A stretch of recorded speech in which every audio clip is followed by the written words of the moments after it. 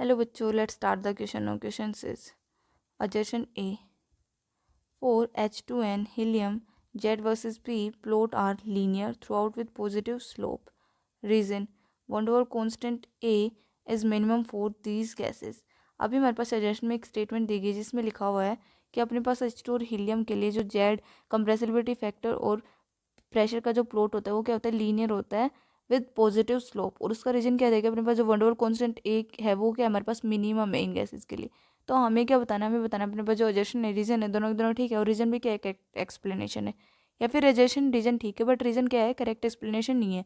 या फिर एजेशन ठीक है रीजन गलत है, एजेशन गलत है रीजन ठीक है, या फिर एजेशन रीजन दोनों दोनों गलत है. सो देखिए ना, let's started with the key concept. तो अपने पास की कंसेप्ट क्या आएगा, हमारे पास की कंसेप्ट आएगा हमारा plot of Z versus P for H2 and He. ठीक है. तो अभी देखिए, अभी हम शुरू करते हैं. अपने पास H2 और He, तो अपने पास हाइड्रोजन एंड हीलियम है. उनका साइज क्या होता है, हमारे पास बहुत स्मॉल होता है. क्या होता है,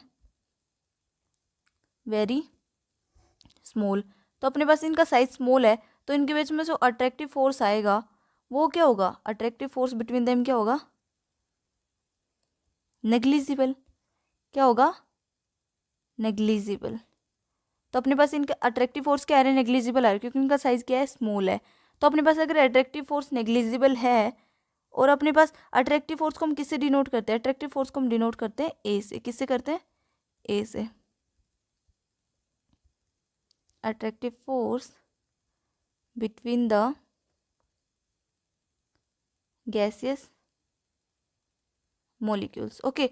तो अपने पास जब अट्रैक्टिव फोर्स क्या है, स्मॉल नेग्लिजिबल है, तो हमारे पास फिर क्या होगा, हमारे पास अट्रैक्टिव फोर्स नेग्लिजिबल आ रहा है तो अपने पास रिपल्सिव फोर्स क्या होगा, हाई होगा. क्या होगा, then repulsive force is high. Repulsive force क्या होगा, हमारे पास हाई होगा.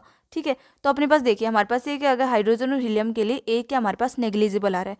अभी हमारे पास क्या होता है, नाउ अकॉर्डिंग टू, किसके अकॉर्डिंग चलते हैं हम, according to van der Waals equation.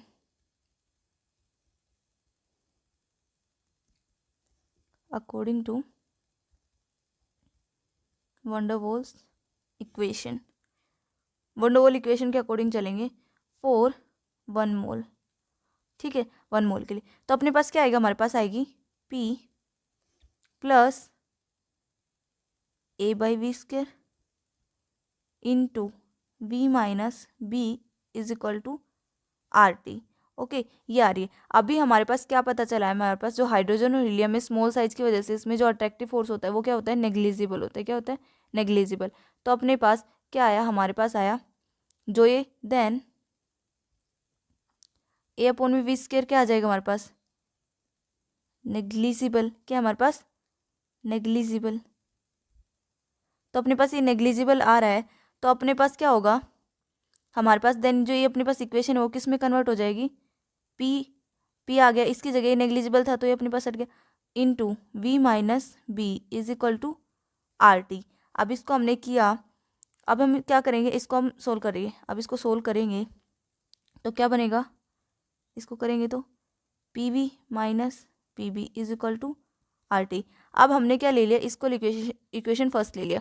अब इस इक्वेशन फर्स्ट को हमें क्या करेंगे, अब हम इसको डिवाइड करते हैं बाय RT.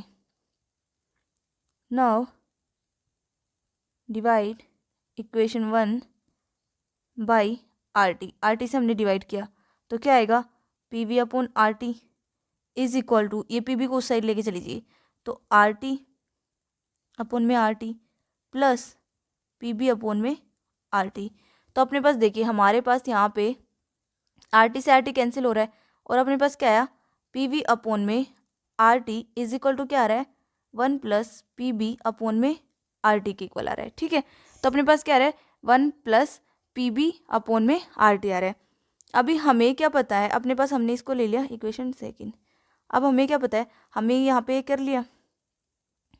देखिए अब आगे क्या आएगा, now as we know, now as we know, अपने पास क्या होता है, compressibility factor. Compressibility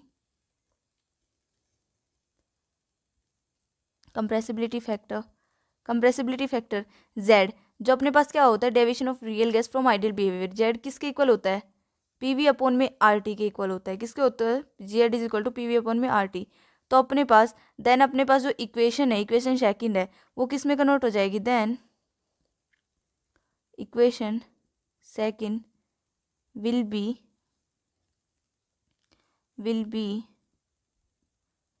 converted into, क्या कन्वर्ट होगी वो, हमारे पास जेड पीवी अपन में आर टी आ रहा था, तो अपने पास जो पीवी अपन आर टी उसको हम किससे डिनोट कर देंगे, देन उसको हम डिनोट करेंगे जेड से।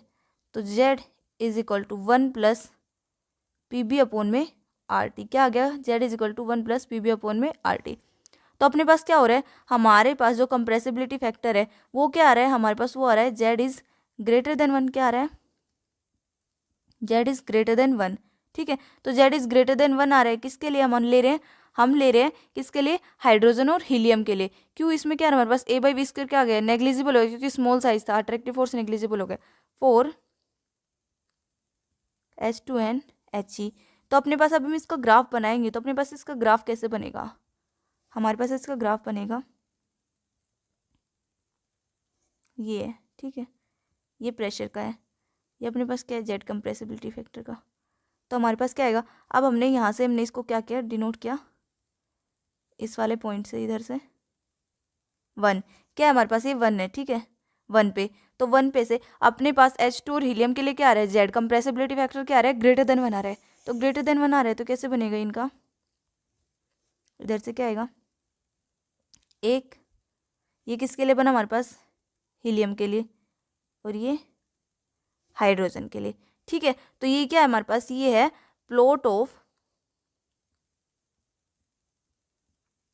Of Z versus P. क्या हमारे पास, plot of Z versus P. तो हमारे पास अभी देखिए, हमारे पास क्या आ रहा है, इनमें 1 के ऊपर आ रहा है, मतलब अपने पास क्या आ रहा है, पॉजिटिव स्लोप आ रहा है। क्या शो कर रहा है, पॉजिटिव स्लोप आ रहा है। और हमारे पास क्या आ रहा है, ये लीनियर है। क्या है हमारे पास, ये लीनियर ही आ रही है। तो अपने पास क्या है, ये एन लीनियर है, लीनियर विद पॉजिटिव स्लोप है। तो हमारे पास क्या है, देखिए अपने पास जो अजर्शन था कि हाइड्रोजन हीलियम में Z versus P linear through out with positive slope, तो हमारे पास ये ठीक है। अपने पास एजेंट ठीक है, रीजन के और constant a is minimum for this gases. अपने पास ए मिनिमम था, तभी तो हमारे पास Z is equal to 1 plus P B upon R T है, मतलब जेड इज ग्रेटर देन 1 है। तो अपने पास रीजन भी क्या है, ठीक है। तो अपने पास सजेशन भी ठीक है, रीजन भी ठीक है, और रीजन भी क्या है, करेक्ट एक्सप्लेनेशन है। तो अपने पास कौन सा ऑप्शन आएगा, A. So A is the right answer. I hope you understood it all बच्चों, बेस्ट ऑफ लक।